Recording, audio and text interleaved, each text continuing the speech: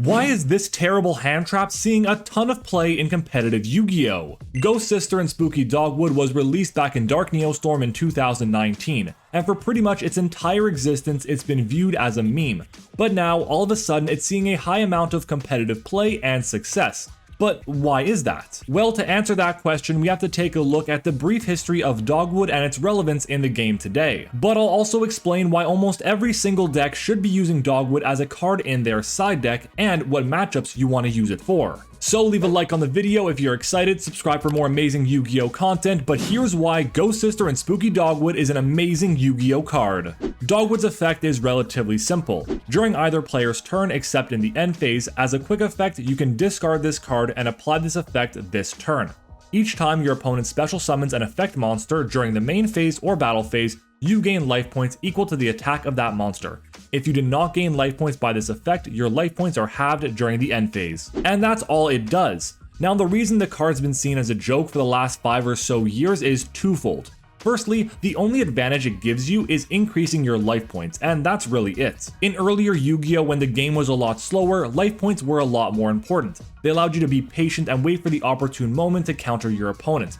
But in current Yu-Gi-Oh, life points don't matter at all except for the very last one. If you win the duel by 1 life point or by 1 million life points, it doesn't make a difference at all. In Yu-Gi-Oh, there's no tiebreaker differential when it comes to how many life points you had when you won a duel. Life points are also used as a resource. Just think about all these cards that say pay half your life points, pay 800 life points, or pay some number of life points and then do this effect. For example, a Hero Lives is one of the best cards in hero decks even though it pays half your life points. And I guarantee that if a card like Bonfire said pay half your life points and then add a pyro monster like Poplar from deck to hand, it would still see play at 3 copies. That's because in the grand scheme of things, life points just aren't that important except for that very last one, so the advantage that Dogwood gives you is kind of irrelevant. And the second reason why Dogwood is seen as kind of a joke is because it doesn't do anything for the game state. Just think about all these other hand traps that are seeing play. You have a card like Ash Blossom, which stops your opponent from searching for a card or summoning from the deck and so on. You have a card like Infinite Impermanence, which negates cards on the field. And then you have Dimension Shifter, which just is a game-winningly powerful card against so many different decks. All of these hand traps that I've mentioned and a ton of others all do something for the game state, and they all stop the opponent in some way or another. But Dogwood doesn't do that. But what if I told you that Dogwood has the potential to be a game-winningly powerful card in this format? This Silver Bullet tech card is seeing a lot of play right now and is helping determine games, because gaining life points is, well, good.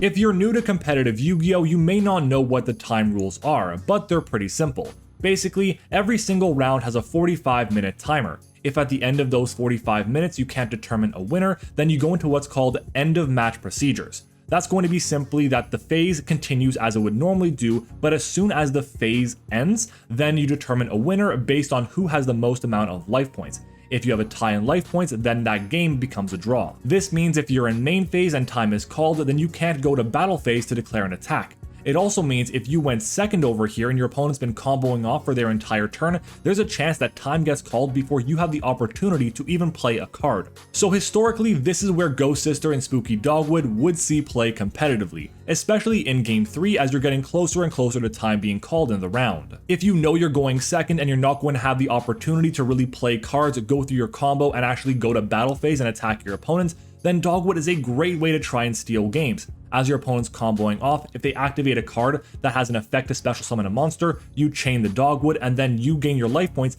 as soon as the summon finishes resolving. So essentially, you can take what might be a loss and turn it into a draw, or take a draw and turn it into a win. But even with the time rules being the case, Dogwood hasn't seen a ton of play because it's not that accessible. Every single deck can put it into their main deck, but they're not always going to have access to it. There are better cards like, for example, Sprite Sprint with Volcanic Scattershot to be able to burn the opponent. There's Ancient Fairy Dragon to give you the life point lead when going first, and more recently there's Fiendsmith's Lacrima to burn your opponent for 1200 life points.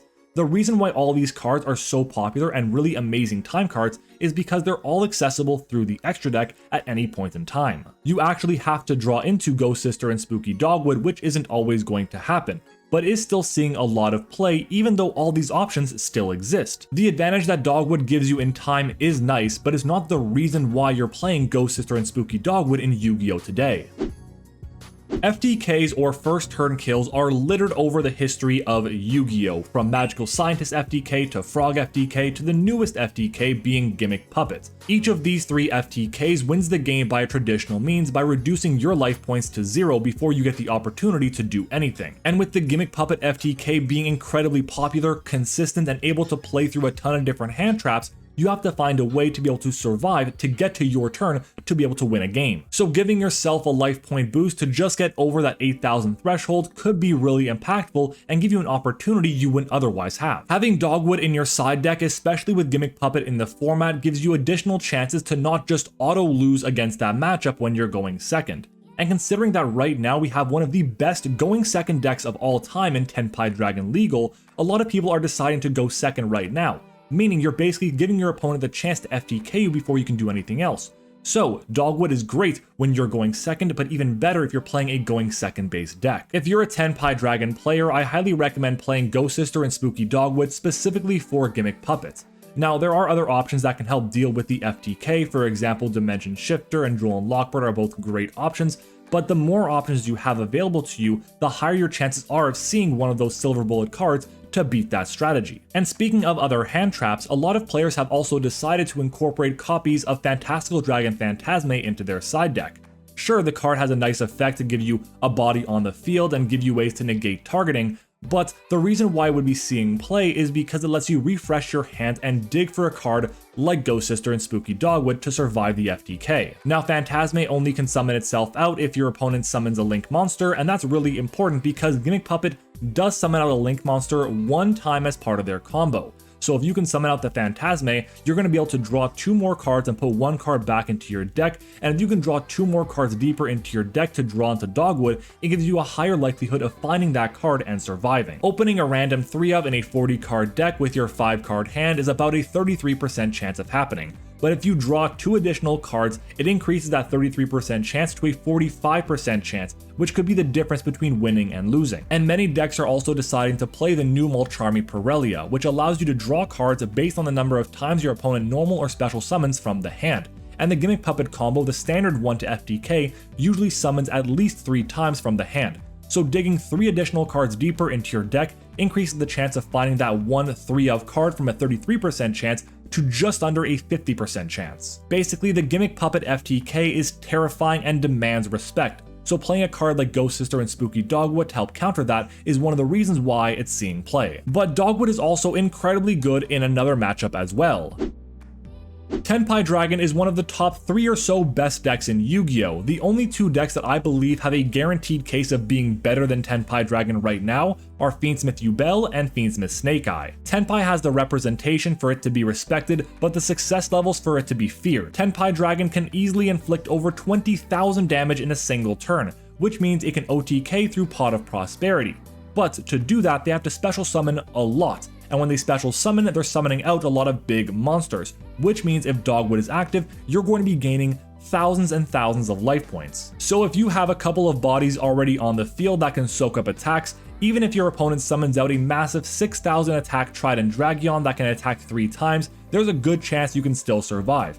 And if they went for Pot of Prosperity, you can definitely survive. And that's huge because to get to their maximum possible damage output, they have to use the once per duel effects of Transcendent Dragon and Biden Dragon to summon themselves back out from the graveyard. It's also a big deal because a lot of the time they'll lock themselves into dragons, and their main form of interruption on your turn is going to be in the form of Hieratic Seal of the Heavenly Spheres. I mean, sure, they have other hand traps they can use, but most of the time they're going to be using that on your turn 1, not trying to save them for your turn 3. And if you're playing Tenpai Dragon yourself going into games 2 or game 3, it's a lot less likely that your opponent's going to make you go first, unless they're of course playing Tenpai Dragon themselves. And if that's the case, Ghost Sister and Spooky Dogwood is one of your best tools to make sure you can survive your given turn. Is it the perfect card to deal with Tenpai Dragon? Absolutely not. There are some times where they can actually OTK through Ghost Sister and Spooky Dogwood. It's rare, but it can happen. But over the past couple of weeks, Ghost Sister and Spooky Dogwood has shown it's a great choice to pair with other hand traps in the format today. But other than that, Dogwood does have more advantages.